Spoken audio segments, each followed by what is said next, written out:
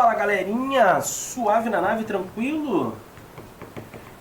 Galera, tentei esconder isso de vocês, mas não deu.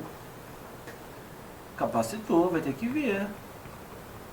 Ah, para, já vi o gerador, já vi o receptor. Vamos ver um capacitorzinho, né? Tranquilo.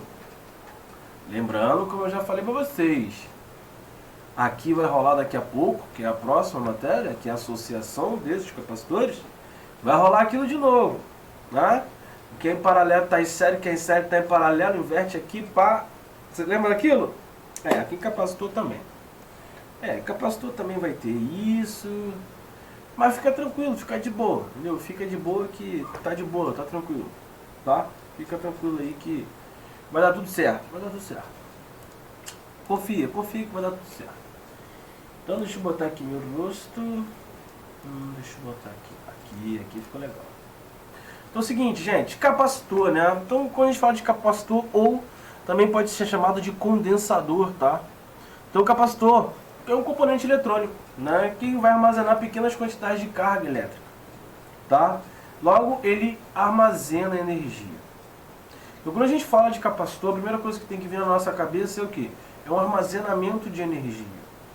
Tá? É importante ressaltar que essa quantidade de energia é suficiente apenas para pequenas intervenções no circuito elétrico. Assim, o capacitor não substitui uma bateria. Então, o que acontece? A bateria, né, ela vai ter um tempo útil ali de fornecimento de energia muito maior do que o capacitor. Né? Muito maior do que o capacitor. O capacitor nada mais é, né, o condensador, ele é um componente eletrônico que vai servir para armazenar energia para determinado momento. Né? Então a gente carrega ele para determinado, ele precisa de uma certa energia, né, vai descarregar essa energia e depois a gente vai precisar fazer o quê? Carregar novamente o nosso capacitor. Tá? Então, lembrando, gerador vai manter a energia do nosso circuito ali tranquilamente. Capacitor, ele armazena energia, né, mas a gente não pode substituir um gerador, né, um gerador, uma bateria que seja, por um capacitor, porque o capacitor ele tem uma certa energia, descarrega, ponto, depois a gente tem que carregar novamente para, né, usar no nosso sistema. Então, os capacitores possuem uma ampla aplicação tecnológica, né, por isso merecem ser estudados com atenção. Podemos encontrar capacitores em diversos equipamentos eletrônicos no nosso cotidiano, né, nos circuitos eletrônicos de aparelhos de televisão, flash de máquina, o próprio flash. Ou seja, né, vocês podem ver o que acontece. Flash, armazenamento de energia. Então armazenou, descarregou, carrega de novo, depois de novo, outro flash, por aí vai. Então, em circuitos de ignição, por exemplo, também, ignição de carro, né, em motores de corrente alternada, onde os capacitores despejam sua carga, né, no circuito em um curto intervalo de tempo. Quer ver um outro exemplo também que a gente tem de capacitor, onde a gente tem um capacitor? Talvez já tenha acontecido isso na casa de vocês, e vocês já ouviram o pai de vocês ou o seu tião, né, o zelador que faz a obra no prédio, chegar, minha senhora, isso aqui é problema de capacitor, tem que trocar o capacitor. Quer ver? Já aconteceu isso. Né? Vocês devem ter o ventilador de teto em casa, não é isso? Então o que acontece? O ventilador de teto ele tem o capacitor. Para que vai servir o capacitor? Como a gente falou, ele vai ter uma certa energia em que ele vai despejar essa energia num certo momento, né? E depois ele fica carregando para quando você acionar ele novamente, né, ele ter aquela energia para descarregar. Então, já deve ter acontecido de vocês terem um ventilador de teto em casa e vocês ligarem, né, e o ventilador ficar com aquela velocidade, ó, né, que você assoprando ventila mais do que ele, né, e aí o ventilador fica aquela velocidade e não, porque aí o seu José, né, o seu Antônio, né, o zelador, não, gente, isso aí é capacitor, né, por quê? O ventilador ele tem, né, a sua devida rotação ali, né, e aí o que acontece? Esse capacitor ele faz isso. Ele dá a partida, ele dá a iniciação desse movimento no nosso ventilador de teto. Então, se você não dá essa partida, né, não inicia esse movimento da forma que ele já está acostumado, ele vai girar? Vai. Mas ele vai girar forçando o motor devagar. né? E vai ficar forçando, vai ficar bem devagar. Mas por quê? Porque não tem o capacitor. O capacitor é aquele que vai fazer... Sabe quando a gente é criança? Né? Sabe quando a gente é criança? A gente está, né, brincando com aquelas palhetas, né, que ficam rodando. E aí o que a gente faz? Né? Quando a gente quer que gire mais rápido, a gente dá aquela... Né? Ou aquele ventilador que deu um probleminha. Às vezes ele está demorando. Aí a gente vai lá... Não é da época de você, mas na minha época acontecia isso. Então o ventilador ficava girando, né, devagar, e a gente vinha lá e fazia com força, ele começava. Então, esse com força que a gente faz era que na verdade o capacitor fazia, né? Ele teria que fazer para a minha hélice pegar o movimento ali, né? Então o capacitor é isso, ele vai armazenar certa energia para em determinado momento a gente utilizar essa energia. Beleza? Então existem 3 tipos básicos de capacitores. A gente tem o capacitor plano, o cilíndrico e o esférico. Dos 3 tipos, os mais usados, né, são os planos. Beleza? A gente vai ter também, claro, o cilíndrico, o esférico, mas os mais usados são plano. E aí, o que acontece? A gente vai iniciar esse módulo aqui com uma discussão sobre a capacidade dos condutores de armazenar essa energia, né? Porque a gente não vai ter só um caso, né? A gente não vai ter só um exemplo de capacitor. A gente tem capacitor de vários tipos de armazenamento, né? Então, a gente vai ver aqui que essa qualidade é medida por meio de uma propriedade dos condutores que a gente vai chamar de capacitância elétrica, tá? Capacitor, capacitância, né? Faz a gente lembrar alguma coisa. Então, a seguinte vai estudar os capacitores. E a gente vai destacar também o capacitor constituído por 2 placas condutoras, planas e paralelas. Viu que a gente falou anteriormente? Né? Para lá? Não, é para cá. É para cá. Viu que a gente viu anteriormente que a maioria dos capacitores que a gente vai ver são planos. Não vai dizer que são todos, mas a maioria. Tá? E aqui a gente vai trabalhar um pouco com as placas condutoras, planas e paralelas. A gente vai finalizar o módulo estudando a associação de capacitores, que eu vou deixar para a próxima matéria, né? Então a gente vai associar os capacitores em série ou em paralelo, tá? Assim como a gente tinha com a resistência, né? Assim como a gente tinha com os geradores, assim como a gente tinha com os receptores e por aí vai. Tudo bem? Então, vamos lá. Capacitância, né, elétrica. Então, a nossa capacitância elétrica, deixa eu botar aqui. Então, um condutor não pode ser eletrizado indefinidamente, né? Então, por exemplo, quando a carga elétrica na esfera do gerador de Van Graff, lembra do gerador de Van Graff? Lembra? Não lembra do gerador de Van Graff? Aquele da experiência em que a criança coloca ali a mão, o cabelo arrepia, lembra desse? Então, isso aí. Então ele atinge um valor crítico e a rigidez dielétrica do ar é atingida. A esfera se descarrega por meio de uma descarga elétrica. Então a capacitância elétrica é uma propriedade que mede o quão eletrizado um condutor pode ficar, tá? Então a capacitância elétrica vai medir o quê? Quanto que ele consegue ficar eletrizado. A capacitância, a capacidade elétrica desse cara. O valor máximo de carga de uma esfera, né, metálica para armazenar é proporcional ao seu raio. Então, quanto menor o raio, menor, né, o armazenamento. Quanto maior o raio, maior o seu armazenamento. Mas também depende, também vai depender do meio dielétrico onde a esfera se encontra, tá? Então pode ser no ar, né, pode ser na água, no meio, né, na água, no óleo, que seja, tá? A carga máxima em uma pequena esfera metálica imersa no ar não é grande, tá? Entretanto, o módulo dessa carga máxima aumenta expressivamente quando a esfera é imersa em meios dielétricos especiais. Então, né, cada meio, né, vai ter uma situação específica. Então, ó, como os óleos de transformador e as parafinas. Então, a capacitância ela não vai ser só proporcional ao raio, né? Ela vai ser proporcional ao meio em que ela está inserida.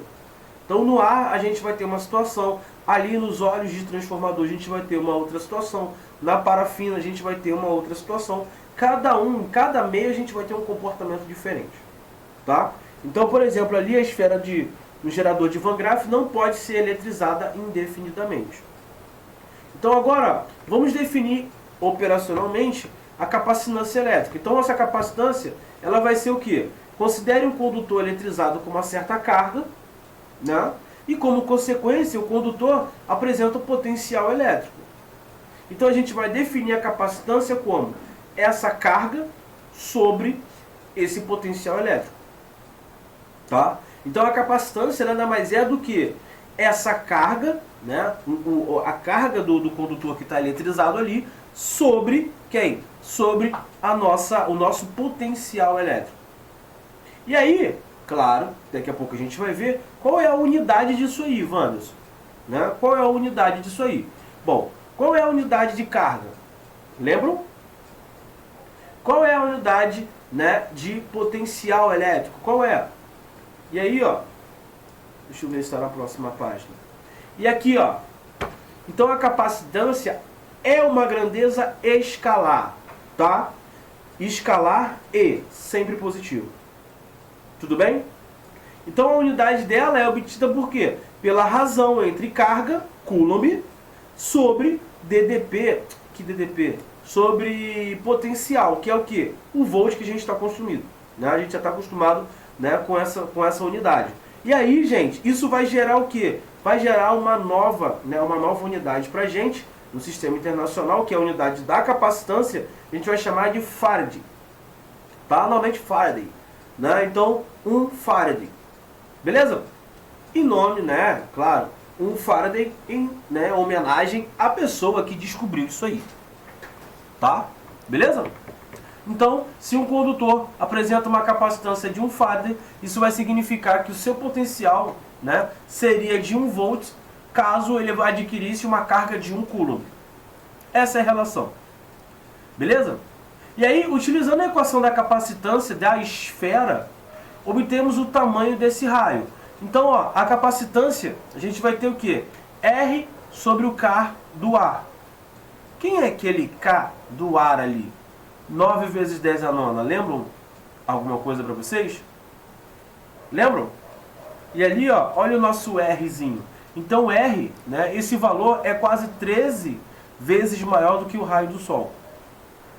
Né? Como os condutores apresentam capacitância bem menores do que 1 Faraday, é comum o uso de submúltiplos. E aí é aquilo que eu falo para vocês lá desde o início. Então, 1 microfaraday, 10 a menos 6, 1 nanofaraday, 10 a menos 9, 1 picofaraday, 10 a menos 12. E nós temos o milli também, que é 10 a menos 3. Tudo bem? Então, essas unidades que a gente já usa na maioria das coisas, a gente tem que lembrar aqui também. Tá? Beleza? Tranquilo? Então, é isso aí. 10 a menos 6, 10 a menos 9 e 10 a menos 12. Professor, qual que vai usar mais? Não sei. Um desses vai usar. Tem que saber os três. Tá ok? Tem que saber os três. Então, a unidade de capacitância. Então, capacitância, lembrando, capacitância vai ser carga sobre, né, o potencial. Essa unidade vai gerar Faraday, tá? Que é a unidade de capacitância. E, né, a gente vai ter lá os múltiplos. Então, microfarad, nanofarad, picofarad e por aí vai. E aí, capacitores. Vamos ver o capacitor aqui de placa, né, de placas paralelas. Deixa eu botar aqui. Beleza. Então, ó, o capacitor é um dispositivo formado por dois condutores, né? Mas, né, eles vão ser isolados entre si por um meio dielétrico. Então, eu tenho placas paralelas e eles estão separados por um meio dielétrico.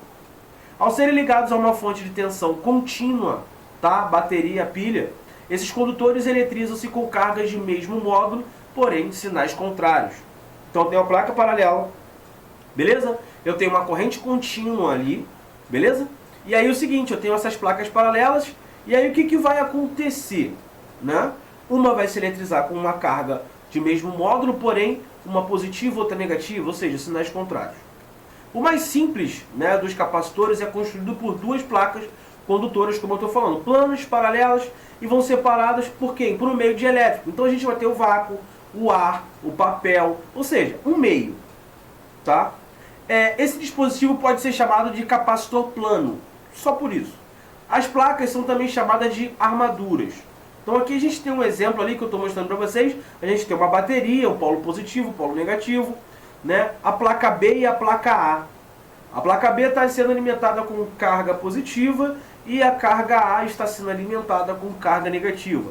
Então nós vamos ter cargas de mesmos módulos, porém de sinais contrários. E aí, quando as placas do capacitor são ligadas à bateria, vai ocorrer dois movimentos ordenados de elétrons. Um do polo negativo para a bateria A e o do polo positivo, né, para a placa B. Agora, em geral, né, essa movimentação de cargas ocorre, é muito rápido. Então, no final, a placa A apresenta a carga negativa, a B positiva, né? Agora, embora a carga total do capacitor seja zero, mas por que zero, Wanderson? Bom, se elas têm o mesmo módulo, né? Porém, sinais contrários, quando a gente somar, isso dá o quê? Igual a zero. Então, menos 5 com mais 5, somei, deu zero. Nos referimos ao dispositivo como estando completamente carregado. Nessas condições, o potencial elétrico da placa A é igual ao potencial do polo negativo. O potencial elétrico da placa B é igual ao do polo positivo. Ou seja, a diferença de potencial entre as placas é igual à tensão da bateria. Até aí, tranquilo de entender, né? Agora, mesmo que o capacitor seja desligado da bateria, as placas vão continuar eletrizadas, tá? E a DDP entre elas vão permanecer constantes. Até ocorrer o quê? Calma que a gente já vai falar isso. Sem pressa, meu pequeno cacaroto, sem pressa. Aí, ó, similarmente, galera, ao caso de um condutor, a capacitância de um capacitor, ela é definida pela razão, né, entre o módulo da carga armazenada nos condutores ali e a diferença de potencial elétrico entre as duas placas. Por exemplo, para o capacitor que a gente viu na figura 3, né? Cadê? Olha aqui. Né? Para esse capacitor de placas paralelas, o que vai acontecer? A capacitância vai ser calculada assim, ó. Carga sobre a diferença de potencial entre as placas A e B. Entendeu? Então é isso que a gente vai fazer. Aqui a gente só viu, ó, é coulomb por volt, potencial. Sim, aqui a gente está falando do capacitor entre placas paralelas. E aí vai acontecer isso. Então esse capacitor, essa capacitância, nada mais é do que a carga sobre a diferença de potencial entre as placas. Tudo bem? E aí, deixa eu botar o meu rosto aqui eu acho que eu fico mais bonito. Não, eu fico sim. Eu acho que eu fico. E aí, ó, carga elétrica e a capacitância. Vamos trabalhar agora a carga elétrica e a capacitância. Então, a gente viu a placa lá do capacitor, né? Então carregado, né? Um tem positivo, outro negativo, né? Mesmo módulo, porém sinais contrários. E aí, por definição, a carga elétrica do capacitor, né? E o módulo da carga em uma das placas vai ser Q. O módulo, tá? Vai ser Q. Agora, para eletrizarmos uma placa, né? As placas de um capacitor, a gente vai ter que ligar um gerador. Lembrando, tá, gente? A gente vai ligar um gerador de corrente contínua. Então, pode ser uma bateria, pode ser uma pilha, corrente contínua. Agora, desse modo, uma das placas é ligada ao polo positivo da bateria, recebendo assim as cargas positivas. O outro vai ser ligado à parte, né, ao polo negativo, vai receber as cargas negativas. Então, à medida que o capacitor vai se carregando, o que vai acontecendo com a diferença de potencial? Concordam que a diferença de potencial vai aumentando? Vamos pensar o seguinte, né? A gente tem a bateria. E aí essa bateria tem o polo positivo e negativo. Liguei ela às placas paralelas. A gente sabe que, ó, o fluxo, né? O fluxo dessa carga é assim. É rápido, é muito rápido. Mas aí o que acontece? Vamos imaginar agora bem lento. Vai chegando uma carga aqui e uma carga aqui. Tem uma diferença de potencial. Vão chegando duas aqui e duas aqui. Vai ter uma diferença de potencial maior. E aí vai chegando mais uma aqui, mais uma aqui. Ou seja, à medida que o tempo vai passando, à medida que eu vou carregando o meu capacitor, a diferença de potencial ela vai aumentando. Foi? E aí é o seguinte, em determinado momento, a DDP do capacitor e do gerador vão tornar-se o quê? Iguais. Por quê? Vamos supor, a diferença de potencial entre os polos tem um valor, sei lá, 12 volts. E aí vou alimentando minhas placas 1 volt, 2 volts, 3 volts, até que chega a diferença de 12 volts. Então, a bateria já está fornecendo toda a voltagem necessária, todo o potencial necessário para as placas paralelas. A partir daquele momento, o que vai acontecer com o capacitor? Ele vai ficar com aquela diferença de potencial e não vai aumentar mais, vai se manter constante. E aí, nesse momento, a gente vai atingir o quê? O equilíbrio eletrostático entre os dois. Então, o carregamento de cargas desse capacitor, logo o capacitor está completamente carregado. Então, quando isso acontece, é porque eu completei ali o carregamento do meu capacitor.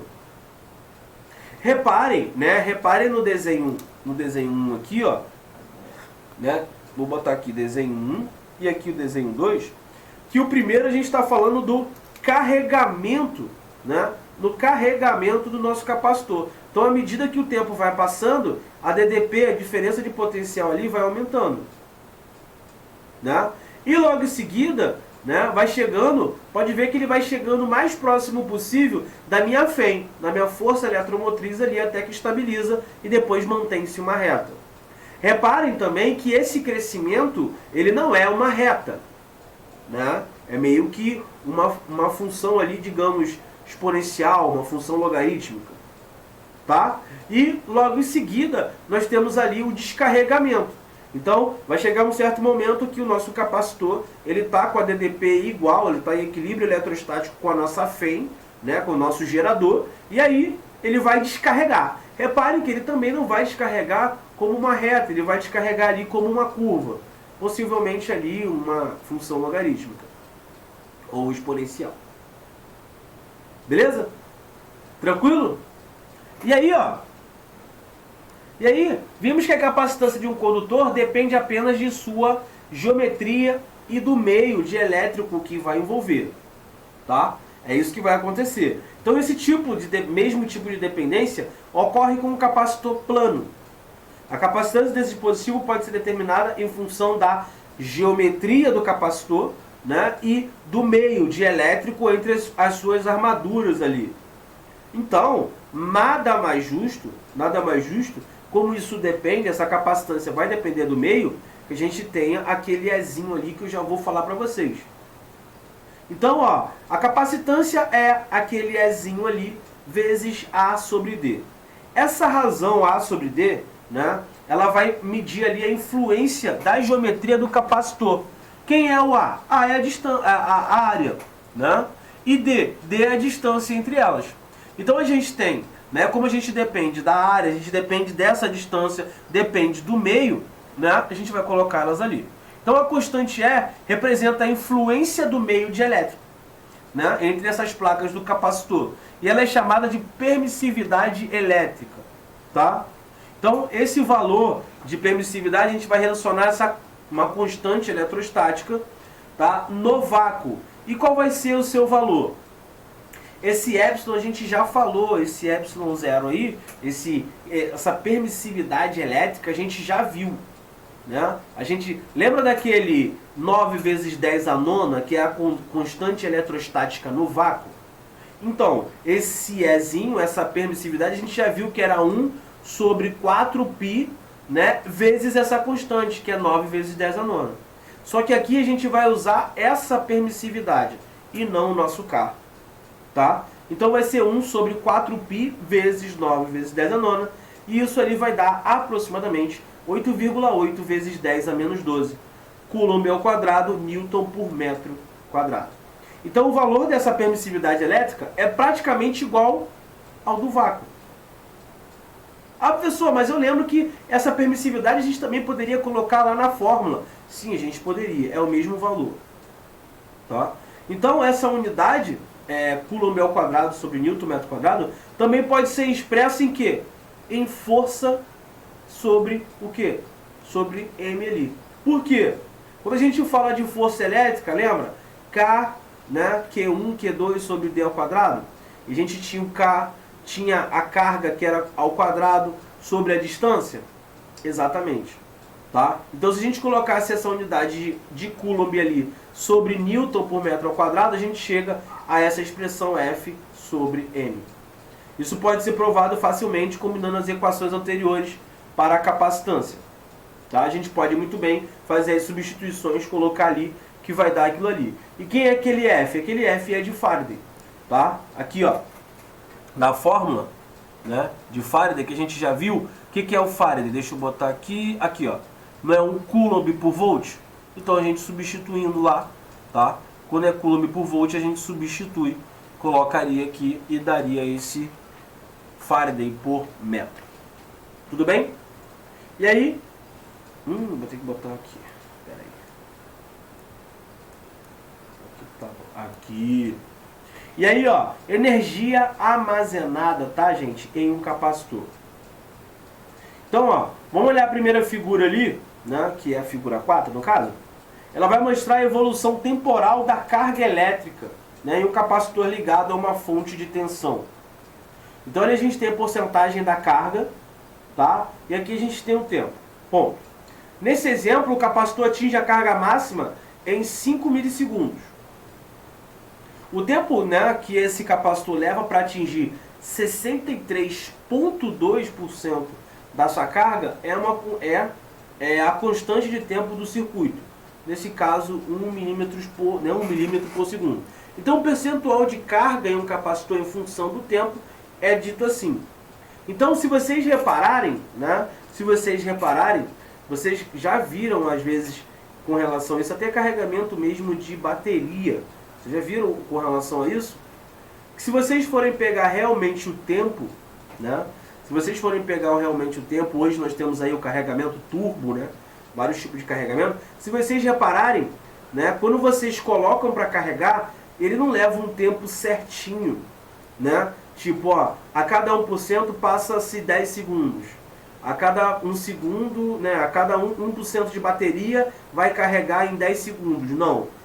Né? Vocês vão reparar que de início vai carregar bem rápido o celular e depois, quando ele chegar mais ou menos 70%, 80%, ele demora um pouco mais para carregar. Vocês já perceberam isso? É por isso, porque a gente está falando de energia armazenada no capacitor. É o mesmo funcionamento. A gente está carregando e a bateria, para a gente carregar ela, né? Ela funciona nessa mesma situação. Podem reparar isso. Se vocês botarem o celular ali quase próximo a zero, botar para carregar, vocês vão ver. Ó, vai de 0 até 50%, vê o cronômetro o tempo. E depois pega desse 50% até 100%, vê se vai ser o mesmo tempo. Vocês vão reparar que não. Tá? Vocês vão reparar que não. E aí, ó, pode-se provar que esse tal aí, que é igual a R vezes C, né, em que C é a capacitância e R é a resistência elétrica dos fios que vão ligar a fonte de tensão. Então, durante o carregamento, a DDP entre as placas do capacitor aumenta proporcionalmente à carga adquirida pela placa, né? Então, vai aumentar a DDP em relação a, a carga. Beleza? Agora, este gráfico é uma reta que passa pela origem, porque a DDP é Q sobre C, e C é o quê? É uma constante. Naturalmente, a inclinação dessa reta vai me dar o quê? 1 sobre C. Então, por exemplo, ó, a área sobre a curva de carregamento do capacitor, na figura, né, no gráfico de voltagem em função de carga, fornece a energia armazenada. Mas, professor, o senhor falou lá na parte de capacitor que ele não vai ser uma reta. Calma, calma. Eu falei que vai ser o quê? Da DDP em relação ao tempo. Vai ser uma curva, tá? Nesse caso, a gente está falando de DDP e carga. O que acontece? Se a gente for ver, realmente vai ser retilíneo. Então, a cada carga que eu recebo, eu tenho uma variação de DDP maior. E isso aí é o quê? É uma função de primeiro grau. Acaba acontecendo de uma forma uniforme, né? De uma forma uniforme. Legal. Tá? Ou seja, acaba acontecendo uniformemente. Melhorou, melhorou. Né? Então é isso. À medida que eu vou recebendo mais carga, a minha diferença de potencial vai aumentando. Tudo bem? Tranquilo? Conseguiram pegar a ideia? Eu vou aumentando a carga, ó, aumentei. E aí vai aumentando a diferença de potencial. Então, né, acaba sendo o quê? Uma reta, uma equação de primeiro grau. Beleza? Tranquilo, né? De boa. E aí? E aí a gente fala o quê? De... No caso, né? No caso, deixa eu botar aqui embaixo. Show. Então, ó, no caso de um capacitor, podemos calcular a energia potencial elétrica, né, acumulada entre, né, essas duas placas por meio da área sobre a curva do gráfico da DDP, em função da carga. Então, aqui é do gráfico função, né, a função do gráfico da DDP com a carga. Tá? Eu consigo calcular ali essa energia potencial elétrica com a área daquela figura. E aí vai ser o quê? QV sobre 2, que é igual a CV ao quadrado sobre 2, que é igual a Q ao quadrado sobre 2C. Em que Q é a carga máxima e, né, e V ali é a tensão da fonte. Né? A gente vai omitir ali o índice AB para a equação ficar mais geral. Tá? Por quê? AB, no caso, seria o potencial entre A e B, entre as placas A e B que ele está falando, tá? Então, a primeira equação é obtida a partir da área do triângulo do gráfico da figura 5. As outras duas expressões derivam da substituição Q é igual a CV, né, na primeira equação. Então, o que ele está falando, galera? Ele está falando isso aqui, ó.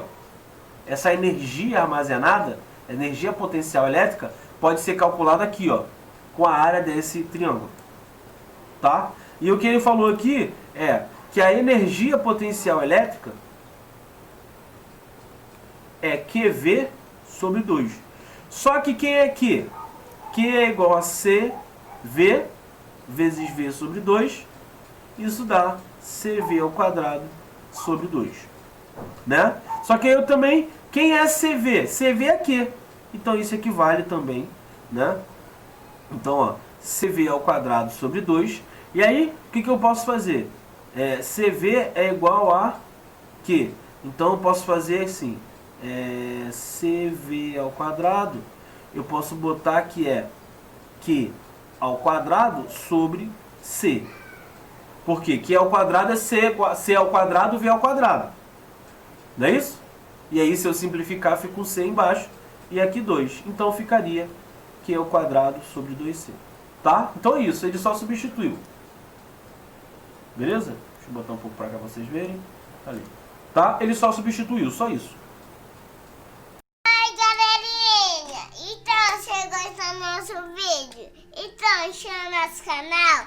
Então, para o vídeo.